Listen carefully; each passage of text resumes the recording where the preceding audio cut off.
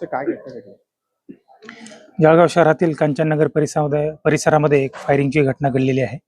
त्यामध्ये एक व्यक्ती मयत झालेली आहे आणि इतर 3 व्यक्ती त्यामध्ये इंज्युर्ड झालेले आहेत.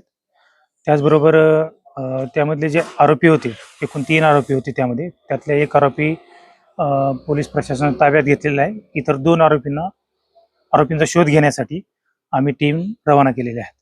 मयत व्यक्तीचं नाव काय? मयत व्यक्तीचं नाव आकाश बाविस्कर असं आहे. आणि कशा कारणामुळे झालं सर? प्राथमिक अंदाज काय? अ, त्यांच्यामध्ये अंतर्गत वादातून ही घटना घडलेली आहे. सर, जो गोळीबार झालेला आहे साधारण किती राऊंड फायर झाले अंदाजे? अंदाजे 4 ते 5 राऊंड त्या ठिकाणी फायर झालेले आहे.